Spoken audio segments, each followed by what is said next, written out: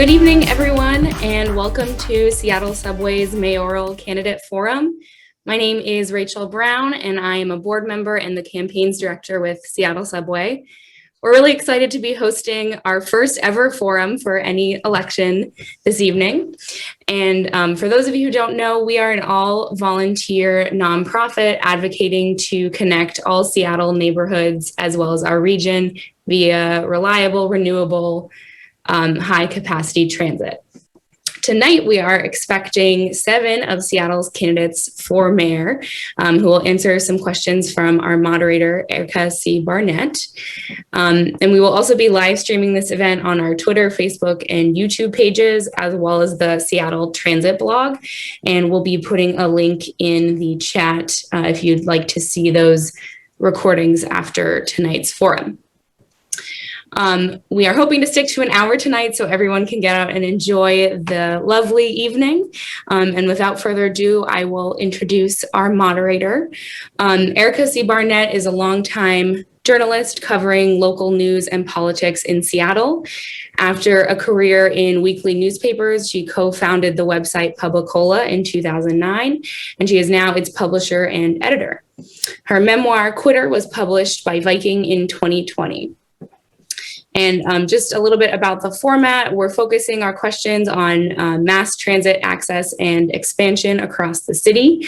Many of the participants this evening submitted questions, and we tried to include as many as we could. So we're going to start with asking the candidates some open-ended questions. Each candidate will have 1 minute to respond, and then we're also going to be interspersing the open-ended questions with some lightning round style questions, just a yes, no. So I will turn it over to Erica. Thanks so much, everyone. Well, good evening, and thank you to all the candidates for being here tonight to talk about transportation, development, and equity in our city. I'm honored to be here hosting this event, and as Rachel said, we're going to start with some open-ended questions, which were written in advance by the forum co-sponsors and members of the public.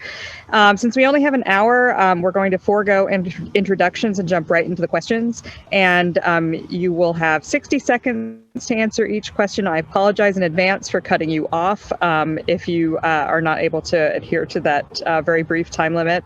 But you can see the timer in the upper left-hand corner of your screen, at least that's where it is on my screen, and that'll give you an indication of how long you have to respond. And the first question will, actually, let me introduce all the candidates who are here with us tonight. First, we have Colleen Echohawk, Jessen Farrell, Lorena Gonzalez, Bruce Harrell, Andrew Grant Houston, Casey Sixkiller, and Lance Randall. And our first question will go first to Colleen Echohawk. What do you see as the greatest obstacle for Seattle to connect most of its urban villages with a robust rapid transit system, like the system in the Washington, D.C. metro area or systems in Europe or Asia? All right. Well, thank you so much for the question and for having me tonight, Erica. I think the biggest issue we have right now is buses. I don't think we have enough buses to connect us to the places that we need to get to for light rail. I'll give you an example. I am really honored to live in the North End. I have a really great group of neighbors that I live with and live next to. And it is hard. It's going to be hard for us to get to the North Gate light rail station. I'm excited about it. I think about it every day, but I'm also thinking about how I'm going to be able to connect that. So I think that what is exciting for me moving forward is seeing more buses. I'm getting people excited about what transit should mean for our city as we move towards a city like Tokyo. I think that our bus system is wonderful. I ride the E-Line, the Prior 358, and I look forward to getting more people on buses. Thank you. Next, we will go to Jessen Farrell.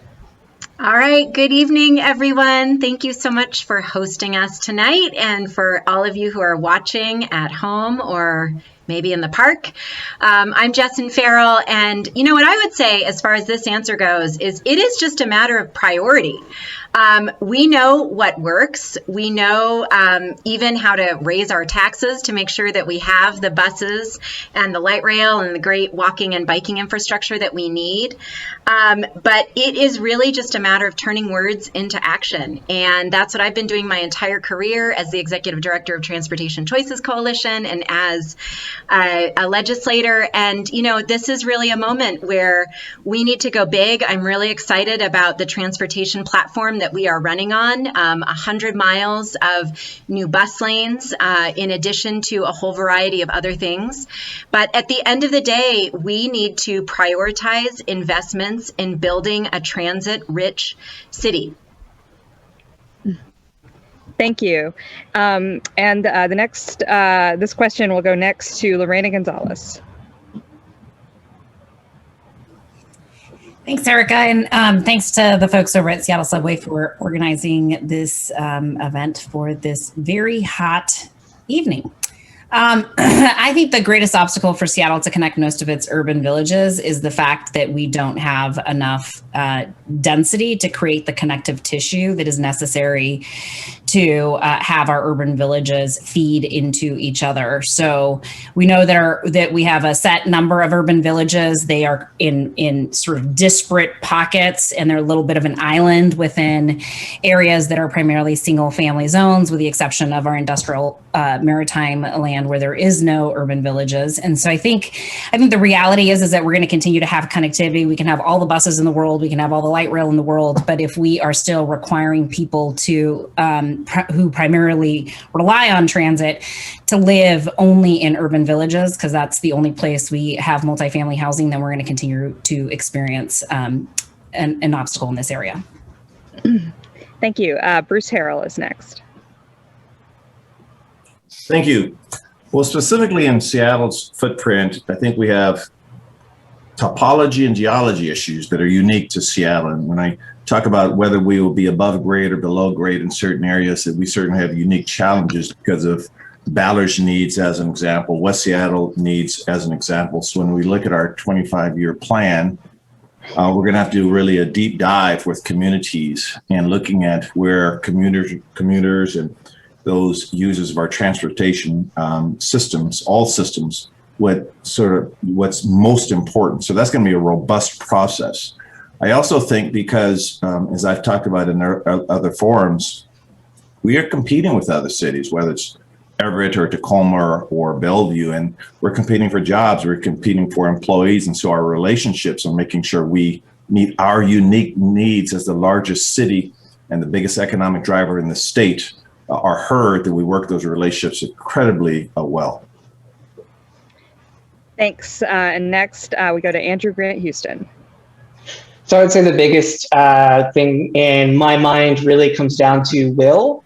And a big part of that is why I'm running. We had a mayor that had committed to be a transit champion and said that she would be the first climate mayor, and has repeatedly tried to stall or defund our streetcar connection, the Center City connector, as well as has continued to kick the can on the Graham Street station, which was committed to the South End in that community a long time ago. And so we know what we have to do. We know where the funding can come from and what needs the steps in order to execute. And so it's really about having the right kind of executive to actually lead on these types of issues. Thank you. Next, we have Lance Randall. Yeah, I think there are two things that we need to take a look at. Number one is making sure we prioritize any type of maintenance and improvements for safety in the areas that need it to have the most. That will pretty much determine the amount of investments that we can make in expanding mass transportation, because if we can make it safe for people, they will use it more. So we need to make sure we take a look at the adjustments that we're going to have to make, because we did get hit pretty hard with COVID, and then prioritize what communities really need to have upgrades when it comes to technology and traffic signals or what have you. And then just trying to make sure that we continue to get the investments that we need to continue to expand access to mass transportation. I think north and south is pretty good, but east and west is a challenge. And we have to make sure we figure out the right areas that we can go through in order to navigate to make sure that whatever improvements we put in place are going to be safe and people will use those. And finally, Casey Sixkiller.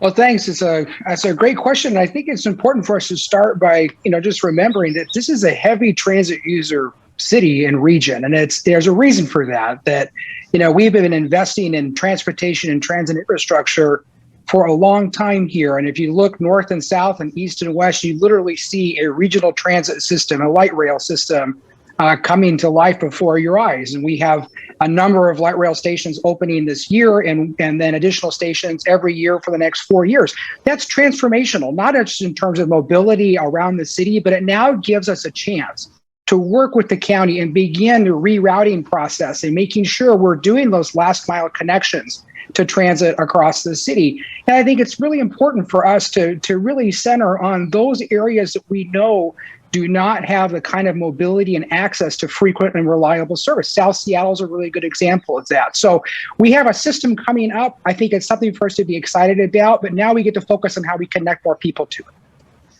Thank you. And thanks to everybody for keeping to time. I know this is a really short time to answer these questions. So I appreciate your courtesy on that. Next question is about rail. The city doesn't have its own long-term vision specifically for rail. From your perspective, what are some of the benefits of creating a long-term rail expansion plan at the city level and implementing a citywide rail network on our own? Well, for this one, we'll start with Jess and Farrell. Thank you so much. This is a really important question. I have been a champion of both heavy and light rail my entire career, whether it's pushing WashDOT to plan or getting Sound Transit 2 passed and writing the legislation for Sound Transit 3. Rail is something that's really important to me. And it is important for Seattle to lead the way on this, quite simply. We are the biggest transit market in the state. I mean, it's also great to point out that Bellevue is a very large transit market as well. But we are the largest transit market in the state. And one of the things that we can do is push others and show others the way, particularly on this issue. So being able to lead the way in terms of showing the next generation of both heavy and light rail investments is important, but pushing the region to continue to keep Sound Transit on track, even in spite of financial difficulties, we need to be the leader on this issue simply because of where we are, our density, et cetera. Thank you. Next, Lorena Gonzalez. I'm already starting to memorize the order here. So yep, it's going to stay the same every time.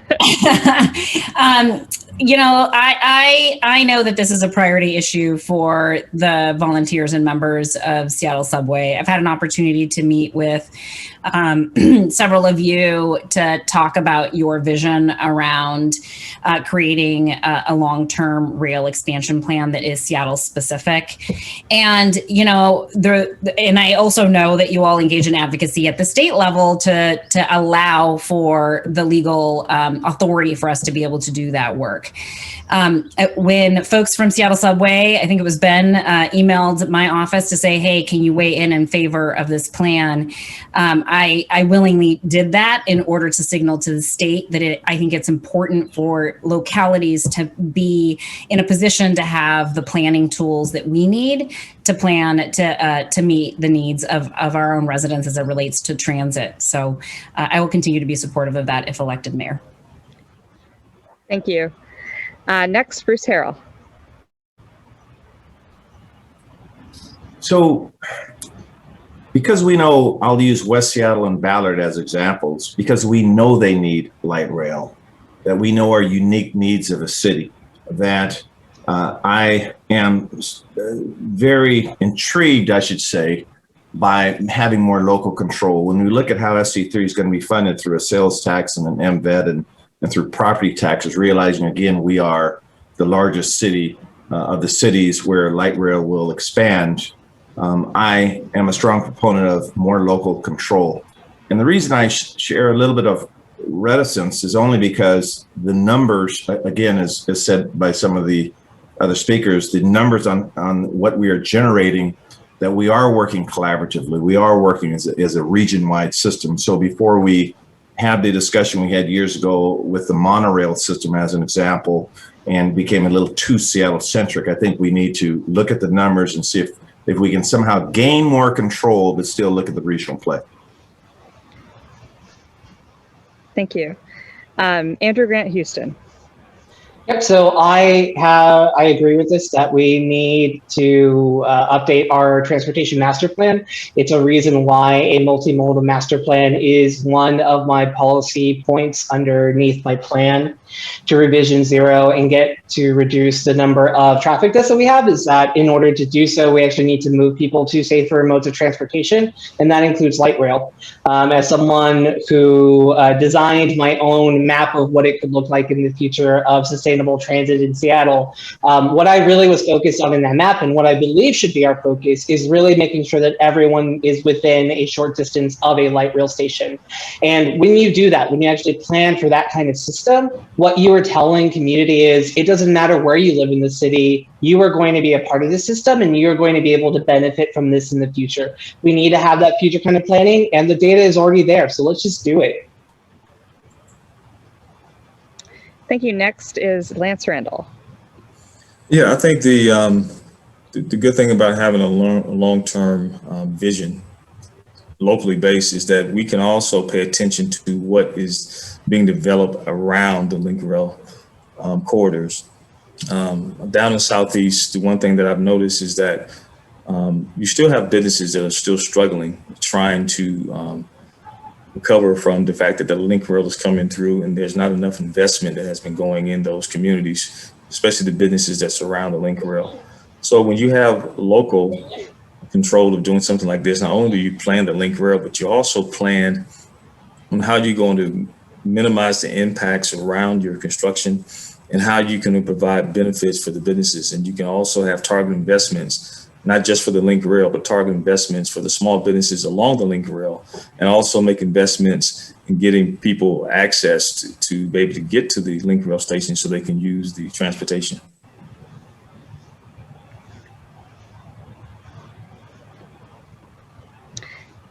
Thank you. Next, Casey Sixkiller.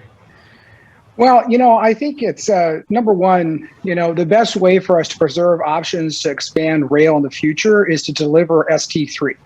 And obviously, there's a very big conversation going on right now about whether or not we can, or what parts and what time frame we'll actually deliver that plan. And obviously, the mayor is a member of, but not the dictator of, the Sound Transit Board. And it requires us to work together as a region. We're building a regional system.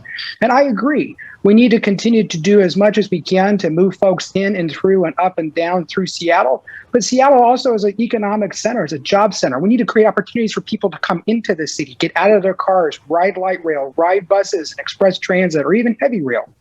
Yeah, and I think doing that requires us to have a regional approach, not a go at Seattle alone approach. And so, but the best way for us to move forward is to actually deliver that ST3 plan, build that line from West Seattle to Ballard, and then move beyond that. Thanks. And finally, Colleen Echohawk. Thank you so much for the question. And I think the first thing I want to say is that I would absolutely be looking forward to meeting with some of you all to find out what you think and how we think we should move this forward, because I am always going to be ready to talk about transit. I'm always going to be ready to be thinking about how we make it easier to get people on transit, off transit, to get to the places that they need to go as soon as possible. So yes, I do think we need a long-term plan, because transit should be thought of as a utility. Some of the benefits of the long-term plan, I think, would be more and of rail all over the city is more transportation to the neighborhoods, making it easier for people to get in and out to the groceries, to the hospital, whatever you need to be doing, connecting to the bigger system. I can't wait for the time when I can easily get to Everett on light rail and visit my friends and relatives out there. And then also just getting people out of cars. We have to have that vision of having people making it as accessible as possible and getting people out of cars. Thank you. Our next question is about the Move Seattle levy. And it's a simple one. Where did the Move Seattle levy go wrong? And how would you design the Move Seattle levy renewal for the 2024 ballot? And we'll start with Lorena Gonzalez. I'm sorry, can you repeat the question? Sure. I didn't quite get the last part. Where did the Move Seattle levy go wrong, and how would you design the Move Seattle levy renewal for the 2024 election? Okay, thank you. I appreciate it, Erica. I think that the Move Seattle levy continues to be critically important investments. When we first considered passing Move Seattle levy, I was a strong supporter of it.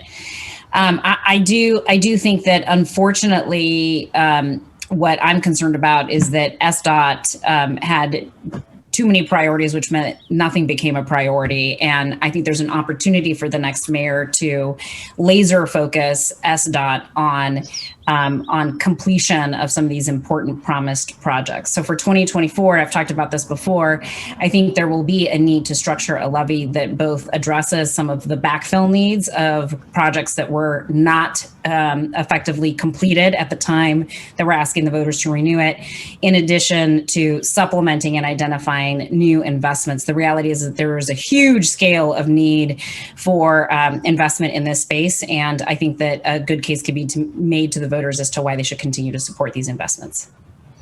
Thank you. Next, Bruce Harrell.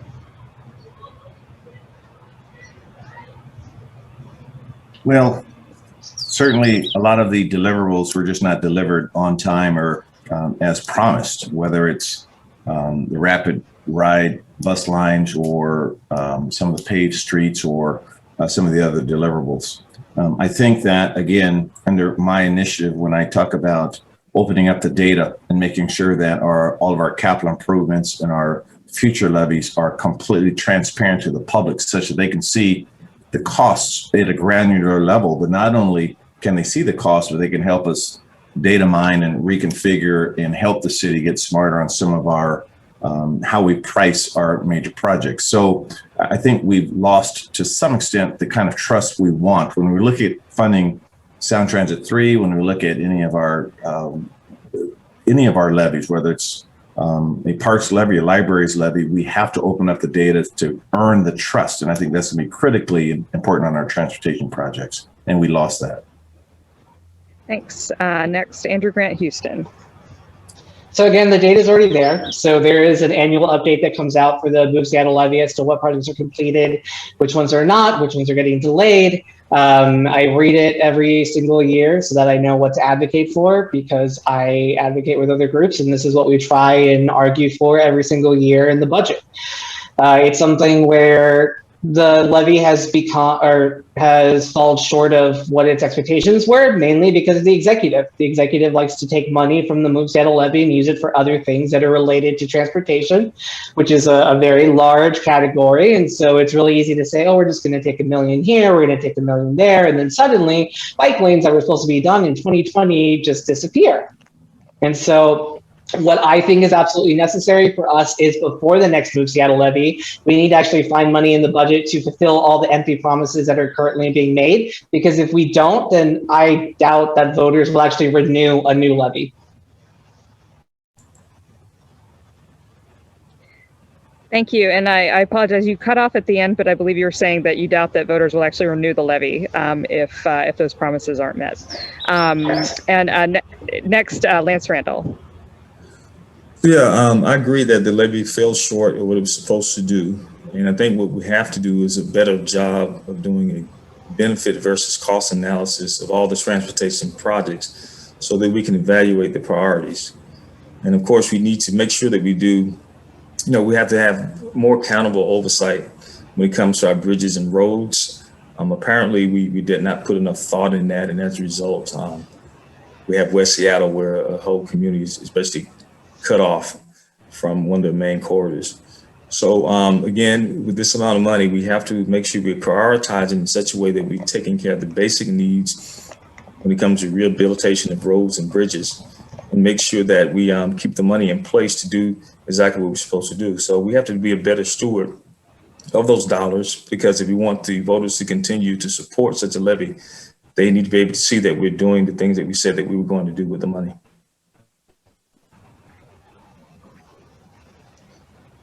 Thank you. Casey Sixkiller is next. Well, I think when it comes to the current levy, obviously it's coming up short. There's a variety of reasons for that. But I do think at a fundamental level, any one of our levies, whether it's housing, education, or this, or library, even libraries, is making sure that we're delivering on the commitments were made and the voters approved. And if that means that in the planning phases it was overly ambitious, then we need to come to terms with that and make sure that we can actually deliver it. Because that does build trust and the opportunity for us to go back to voters and say, look, we accomplished 100% of what we said, and we're ready for the next round. I think looking forward to the next levy, it's just a really exciting time. We finally have a partner in the other Washington in the Biden-Harris administration who actually wants to invest in infrastructure. And as somebody who worked in the other Washington the last time they did that, we did amazing things in Seattle. We replaced the South Park Bridge. We have reconstructed the Mercer Corridor. Now's our opportunity as we look at the next levy to really leverage all these different funding streams to not only replace failing bridges and invest in infrastructure and expand transit, but also be able to complete all those other things like sidewalks in North Seattle and other parts of the city. Thank you. Next, Colleen Echohawk. When we think about this levy, we have to think about leadership. And I feel like what we are hearing and what my colleagues have already mentioned is that we didn't get done what we said we'd get done. I think that we need a leader who knows how to look at the project, understand where we're at, and get that work done. I have had that experience in building housing and working with our homeless community to look at a project and understand it, be pragmatic about it, know what the realities are, and get that work done. And if we're not getting it done, then communicating it out to our city, out to our constituents to let them know what is going on with the project. And I commit to you as an EchoHawk administration, we'll be communicating clearly about where we are at with these projects. And as we go forward, our levies need to be anchored in the community, focused with a race and social justice lens that we have not had in the past. I will work with my community partners that I have been working with for years to ensure that we are going to make sure that the next levy is centered on the needs of our BIPOC and other marginalized communities. Thank you. And finally, Justin Farrell. Thank you. So this is a place where the city leadership has really failed. I mean, I think for folks who are progressive Democrats, we have to show that government is focused on solving problems. And Move Seattle went wrong in, I think, both the planning and the implementation. And this is where a mayor has to be a great administrator and being able to hire, folks who are going to be able to laser-like implementation of what we said we're going to do. So, that is one of the core things that city government absolutely has to be able to do is deliver the promises of levies as well as deliver basic services from other parts of other funding streams. And as far as the next levy goes, we have to be laser focused on getting to net zero. It is the hour is very late on climate change, and transportation is the biggest factor in Seattle. And so the next Move Seattle levy has to make great strides in getting us to that goal. Thank you. Okay, now we're going to do a few lightning round questions, and these are yes or no questions, so please try to stick to yes or no answers. The first question, we're going to start with Bruce Harrell. I'm going to call out every candidate's name in order, and then I'd like you to verbalize your answer for people who are just listening or who are vision impaired. And the first question, yes or no question is, will you update the Seattle Transit Master Plan to codify a citywide exclusive right-of-way light rail plan by the end of 2022? Bruce Harrell. Yes. Andrew Grant Houston. Yes, but we need it in the budget this year. Lance Randall. Yes. Casey Sixkiller. Yes. Colleen Echohawk. Yes. Justin Farrell. Yes. And Lorena Gonzalez.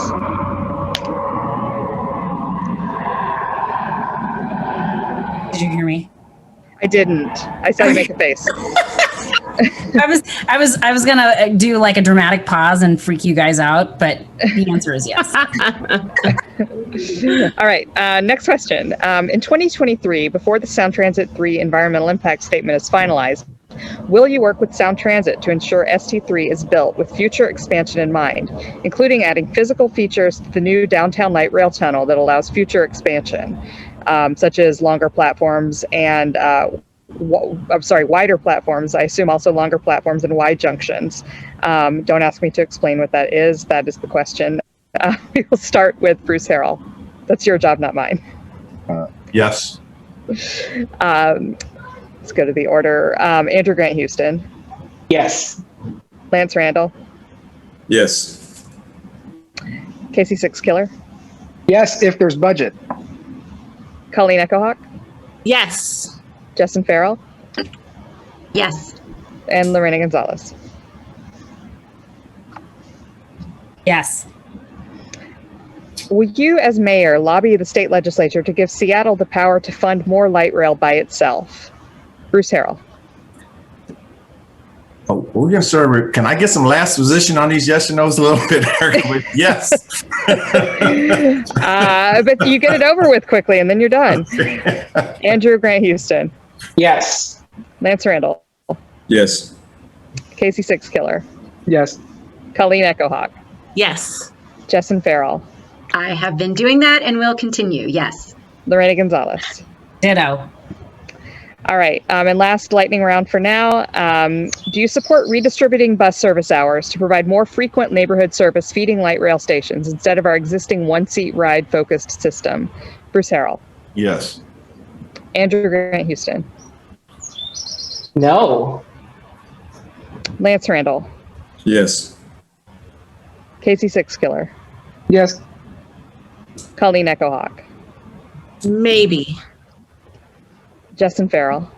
It's complicated. Equity and net zero should be driving our decisions. Lorena Gonzalez. That was like 10 words. Lorena Gonzalez. Sorry. Yes, so long as there weren't disproportionate impacts. All right, now we're going to go back to long form questions. Again, these are 1 minute. And this is a question from the audience. What transit initiatives have you supported in the past and how? Which have you opposed and why? And we'll start with Andrew Grant Houston.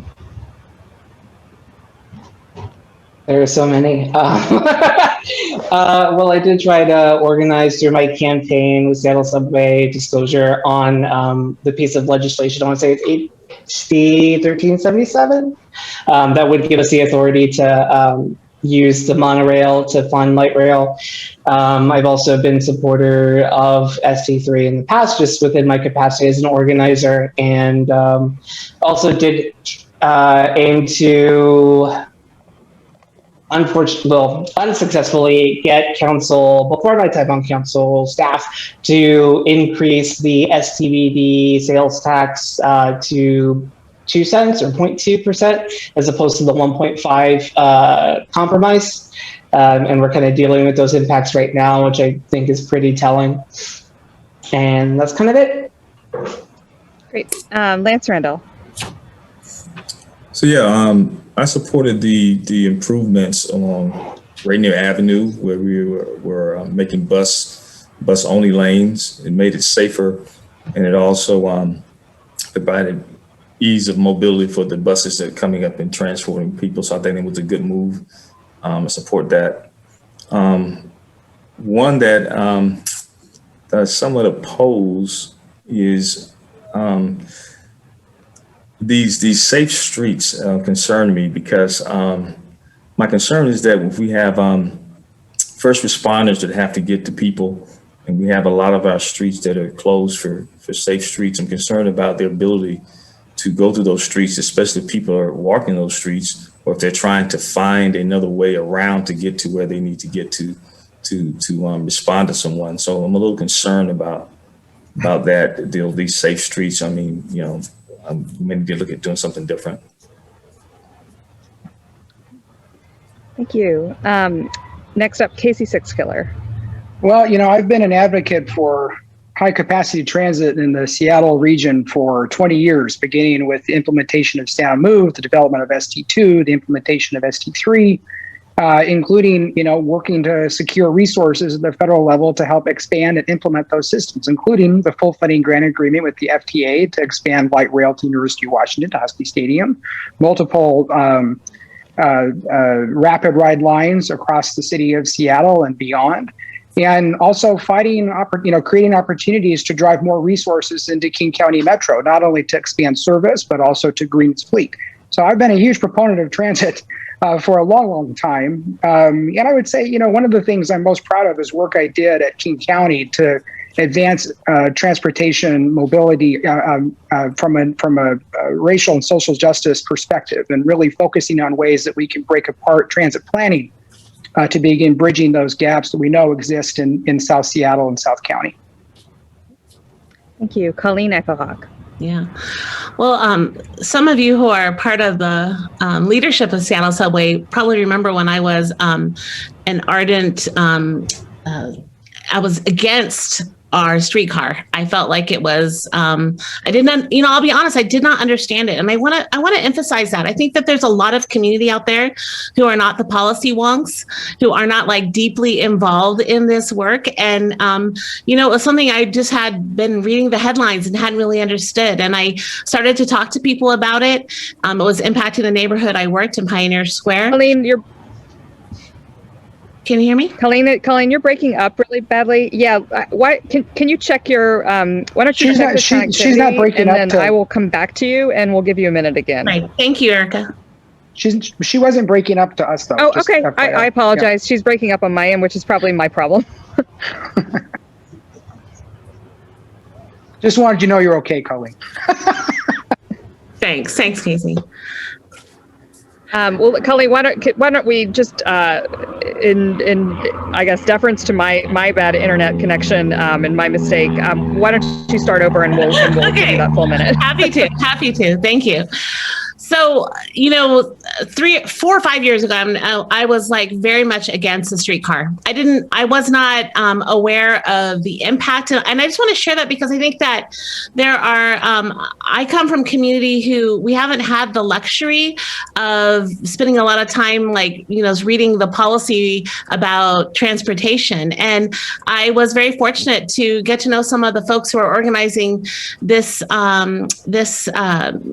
event tonight and got to know a little bit more about the streetcar. And I eventually became a strong proponent of the streetcar. In fact, co-wrote an op-ed in support of the streetcar. And I think that's what leadership is about in this space. It's about learning, expanding, hearing from communities who are most impacted. And what changed my mind is speaking with the folks in the International District who said, Colleen, this was awarded to us. We were told that this was going to be a part of our community, and it was something I was very happy to change my mind out. Thank you.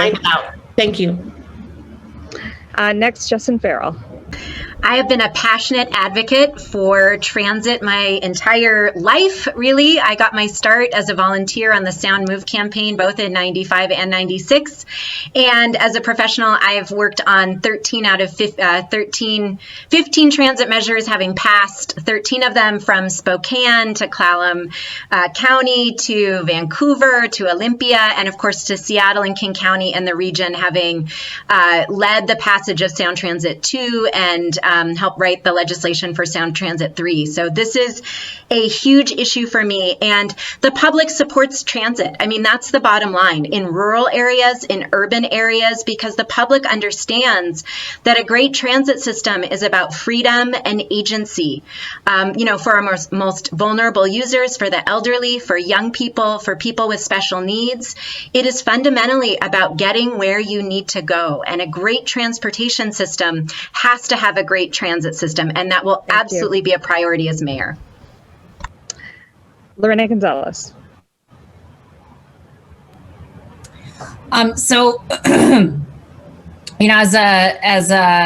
As a council member, I have taken lots of votes on transportation priorities, whether it's protected bike lanes or the Center City Connector. Those are all things that I have been a fervent supporter of.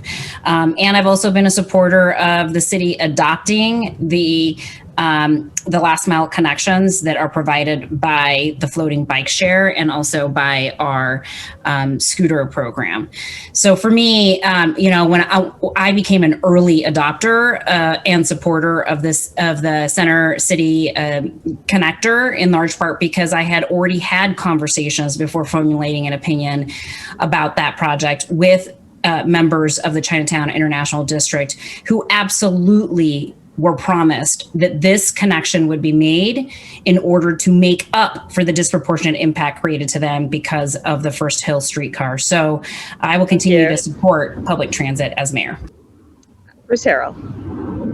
Yeah, I was trying to think about what I opposed more than what I've supported. Because when I look back at whether it's Bridge the Gap levy or setting up the city's transportation district, the Move Seattle levy, all these different levies, Sound Transit 1, 2, and now 3, I've been staunch supporters. And these levies just don't pass on their own, by the way. We've organized telephone banks and we've gone on tours evangelizing the need to pass these sometimes aggressive measures. What I have opposed, I think, when I look back at what I've opposed, number one, Sound Transit 1 was, I thought, fraught with problems.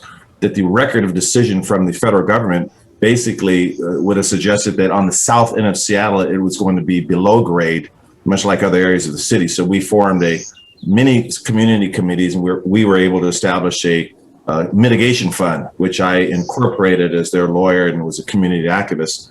The other portion of the tunnel that we enjoy now, I had grave concerns about the climate impacts of the tunnel construction, so I was somewhat reluctant to jump on the tunnel construction early in the game. Thank you. Andrew Grant Houston. I believe it's the first person. Oh, did I skip anybody? I'm hearing no objections. Moving on. Next question is about equity. How will you ensure that transit improvements are implemented equitably across the city? And if you have time to address this, when it comes to public transit service, what does equity mean to you? And we will start with Lance Randall. Well, like I said, to make sure that we are providing equity across the city as we do our transit improvements, we need to make sure that we are focusing on the communities where they need the construction done the most. There are a lot of communities have been historically ignored, and we need to make sure that they are prioritized, and that when we begin to adjust our priorities, we need to look at it through a racial and social justice lens to make sure those communities are first and the repairs are done accordingly. That's basically the way I look at it. I mean, we just have to make those communities priority first. A KC6 killer. Well, like I referenced just a minute ago, when I was at King County, one of the things we advanced was an equity mobility project. And we learned that, and many folks who are policy wonks know this, that by the time we actually get to an equity analysis, you're already several steps along the process of designing whatever transportation investment you're making. And that's, dictated by federal law, county ordinance, city ordinance, and a bunch of other things. But it doesn't mean that we can't actually go outside that process and center on the communities that we're trying to serve or the issue that we're trying to advance. And that's what we did at King County. Brought community members in, made it super easy for them to participate in that process, and started to break apart institutional barriers to actually advancing transit equity and mobility. And it was a hugely successful effort at King County, especially in South County, and also focused on those critical last mile connections. That's the kind of work that we need to continue to do, is understand the system as it exists today is not really set up to be centered on equity. So we need to be more intentional about making sure it is. Thank you. Colleen Echohawk. Yeah, so we know that some of our systems have really impacted communities of color disproportionately. And that includes some of our transportation systems. So as mayor, I will be asking our city to do a transportation equity assessment that'll conduct a thorough and transparent assessment of all our transportation needs using an equity network and people first lens.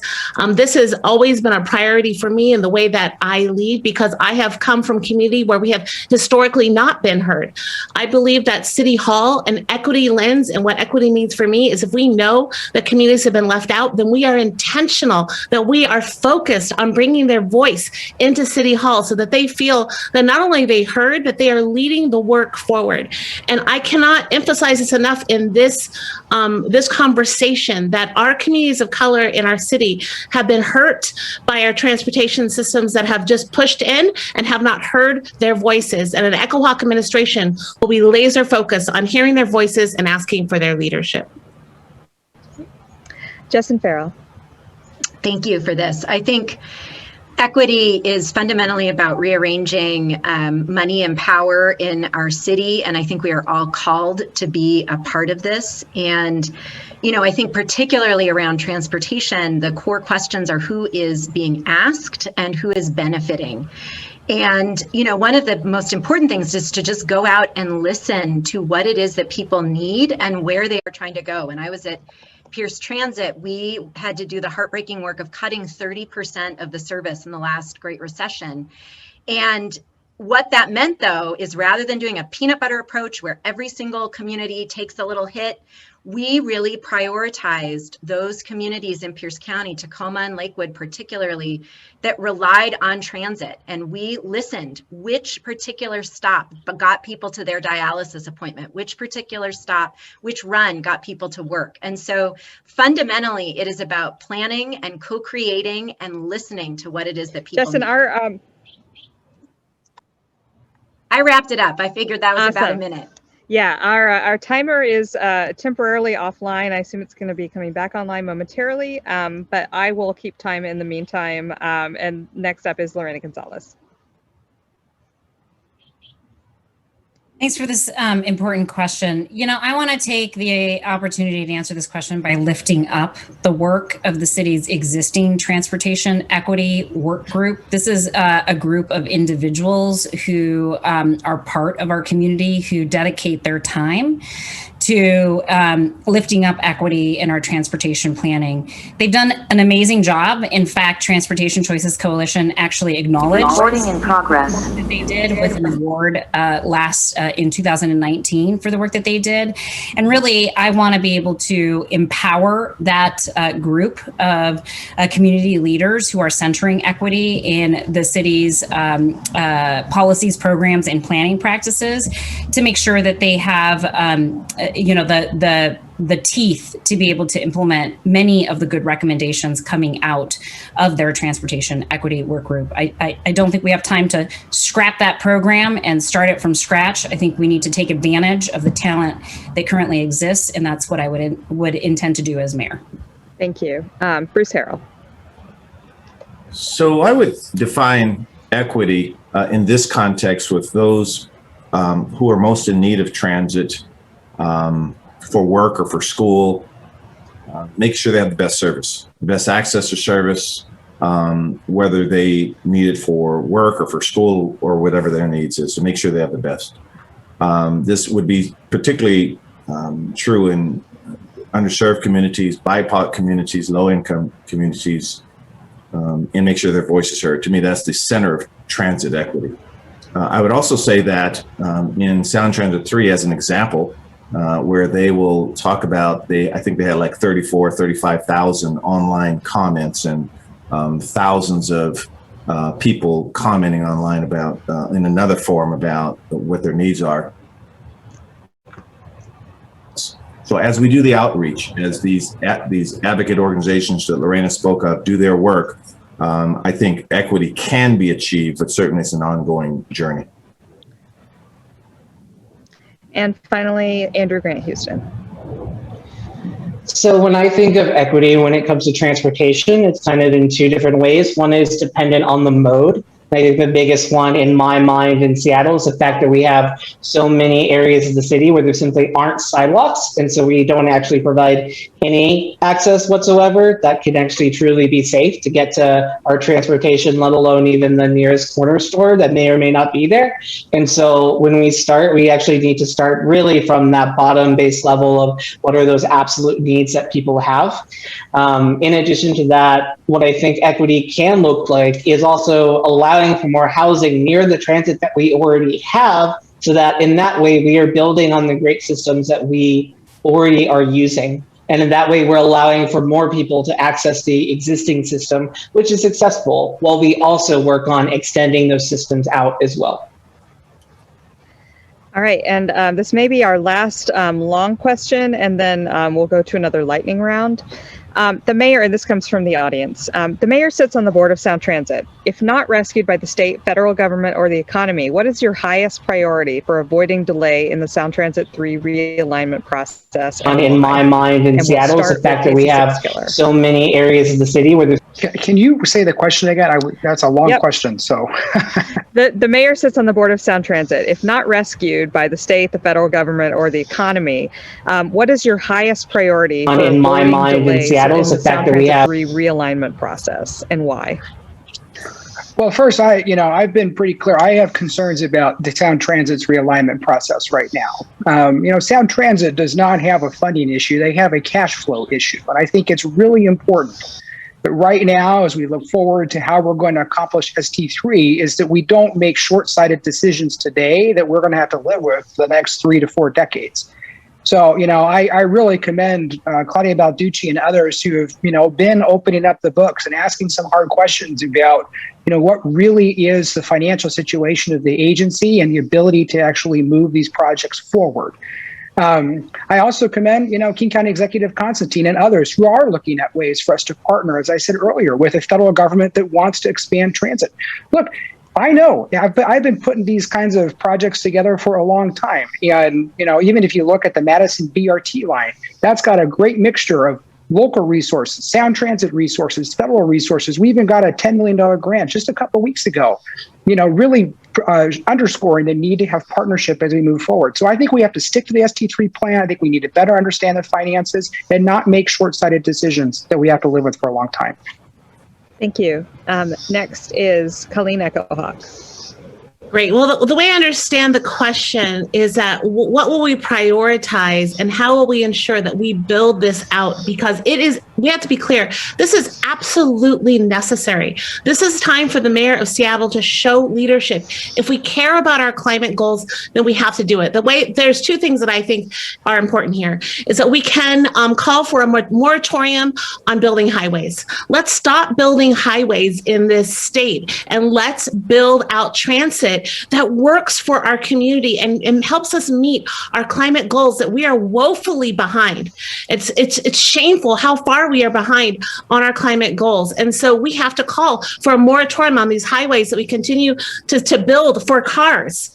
And secondly, we have opportunity here around parking garages. We're spending a lot of money building parking garages, again, prioritizing cars. And let's, if we cut back on parking garages, we can save almost $1 billion. So that's an opportunity there. Also, I'd be going after the money as hard as possible. Thanks. Justin Farrell. So I think we're actually in a moment where we need to be pushing to speed up Sound Transit 3 and get it constructed faster. And that means scrubbing both the cost side of the budget and the revenue projections. It means the mayor has to be a partner with the state legislature in making sure that we are amply funding the regional mobility grants that Sound Transit relies on, and that can help speed up transit. It means area-wide planning and streamlining our planning processes so that we are not delaying time through permitting, and it means being a partner with the federal government as well as our regional. And I have been working on getting big dollars for transportation my entire career. I've helped pass $80 billion in transit, walking, and bicycle infrastructure. So we know how to raise the money. And the moment here is not dreaming small and figuring out how to minimize. It's really going big and speeding it up. Thanks. Lorena Gonzalez is next. I have a leaf blower going on in the background, so I'm hoping you can hear me. Yep, you sound fine to me. Okay. So listen, the economic impacts are real to Sound Transit. We're talking millions and billions of dollars of impact. So there will need to be a retooling of ST3 to acknowledge the fact that we don't have all the money we thought we were going to have to build on the schedule that we thought we wanted to build on. So I think for me, the priority is making sure that in making those decisions, we are not compromising the ability to build out stations in a way that is truly going to create that multimodal effect that we have all dreamt about and that we all continue to support. In addition, we have to continue to center equity. So making sure that decisions about cutting terminals is not going to disproportionately impact BIPOC communities is critically important. Thank you. Bruce Harrell. Well, the highest priority will be to get it passed. I mean, we have to get it passed, and we can't take that for granted. This is a $53 billion package, $30 million in new taxes, an increase in MVET, I think of $80 per $10,000 of worth of a vehicle, property tax about 25%, I think, of 1,000 assessed value. We have to prove to the voters it needs to be passed, and we've got to stop giving the state the ability and the flexibility to build in highways, that in the climate change goals of our state and our world, that is not the end game that we're trying to fight for. So number one, we have to get it passed. Number two is, and I mentioned this in another forum, that I am creating a cabinet level position to make sure that we have the right leadership in place with my administration to go after the federal dollars, arguing climate change, arguing economic development, and all the benefits of having a robust light rail system. So we will prove to the public that this is a good investment. That will be my priority. Andrew Grant Houston.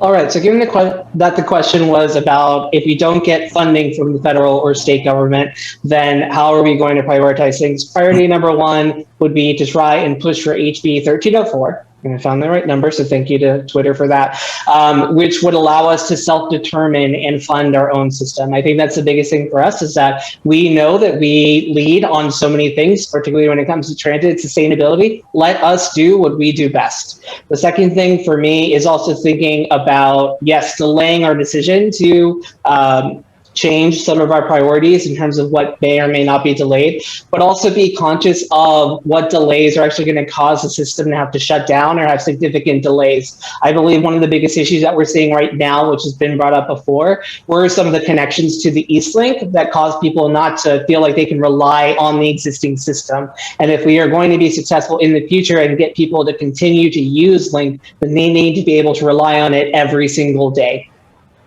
And finally, on this one, Lance Randall. So the priorities that we would have to take a look at is to make sure that whatever is supposed to happen in Seattle itself through this entire project, and my main priority is to make sure that I'm keeping that in the forefront as the member of the board, to make sure that those priorities are not altered or removed. We want to make sure that Seattle, because of the population that we have, that any priorities that need to be adjusted, that they're not taken away from the city of Seattle and what we need to have done.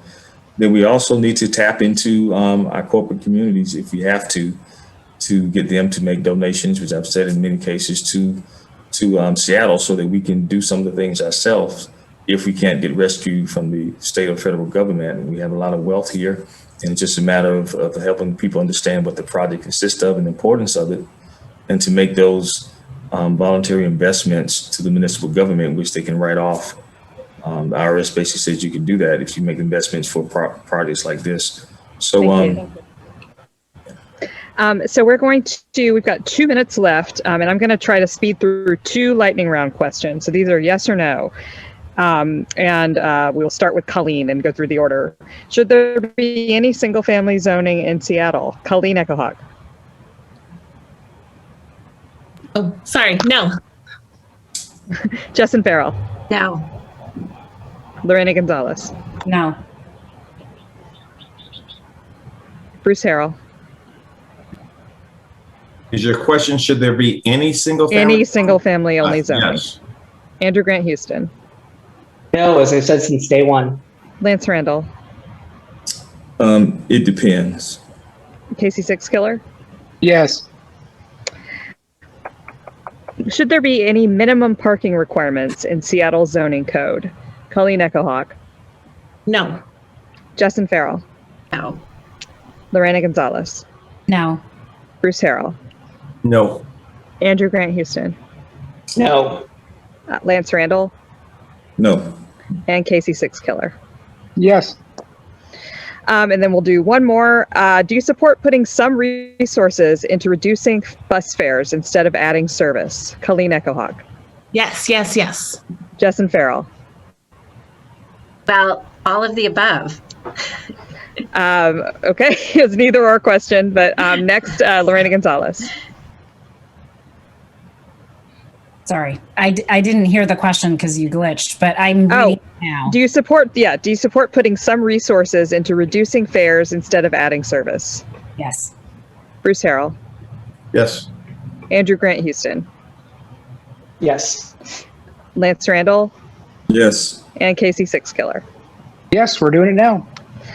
Thank you so much to all of the candidates and to everyone who participated and watched this forum live on all the channels. Ballots will be arriving in your mailboxes next month for the August 3rd election. And now I am going to turn the mic back over to Rachel, who will take us out. Thank you so much to everyone who joined us, as well as our candidates. It was a good discussion on the future of transit in our city, and just want to let everyone know that the recording of the forum will be available shortly on our YouTube and Facebook pages. And we hope to see everyone at this time next week for our Position 9 forum for City Council. That's Monday, June 28th at 7, and I have the link in the chat. So thank you so much, and everyone enjoy the rest of your evening.